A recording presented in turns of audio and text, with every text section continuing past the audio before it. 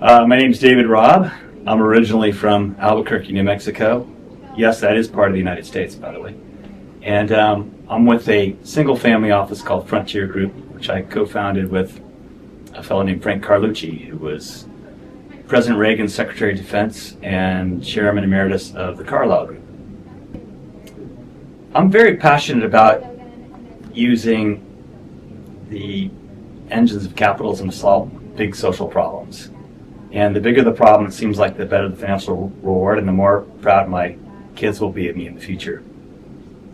So you want some specifics? It's true. I've had two family members who've been diagnosed very late stage cancer. And so I feel passionate about trying to bring technology to bear in early detection of cancer. And our family office is backing a technology that's spun out of Boston Scientific, which uses human breath.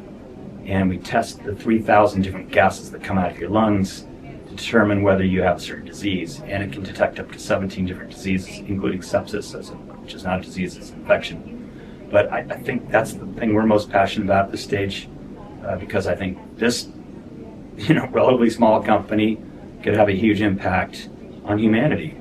Because if we can detect cancer and other diseases at stage 1, we're likely to have a very high success rate. Cancer specifically, you're over 90% chance of survival if you catch it at stage 1. The 361 community is important to us because it's about meeting other people and other family offices, people that are investing in similar spaces.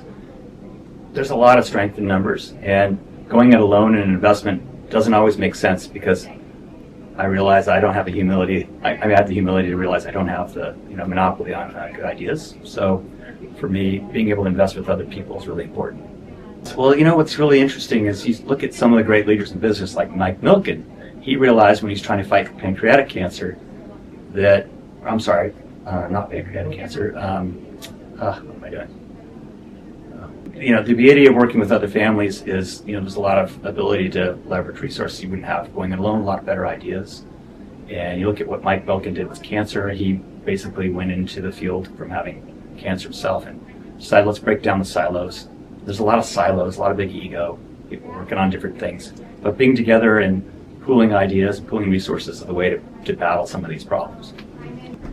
It's interesting. We currently are invested in AI for national security purposes in military, defense-related companies, but also in healthcare. But I actually agree with CEO Jensen of NVIDIA. He says he believes the highest and best use of AI is predicting diseases. Wow, nice. So that's where we're channeling a lot of resources now to disease prediction. And I think we have a company that could likely be one of the first 3 companies to be able to deliver personalized predictive medicine, meaning each individual person we go to, we can determine you're going to get a disease in 12 months. And it could be cancer, it could be neurodegenerative diseases. And I think that, to me, at the end of the day, that's the most important thing we can be doing with AI to leverage it for the benefit of humanity. Most people I'm interested in speaking with are people who are passionate about making a difference in the world. There's a lot of ways to make money, and I really like doing business with people who have a broader view, and maybe they're thinking about what their children are going to say about them when they're gone.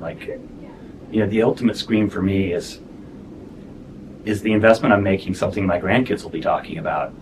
So those are the kind of people I want to do business with, people who have a big heart, people who have the humility to learn, and they can say, I messed this up, I could do better next time in this area.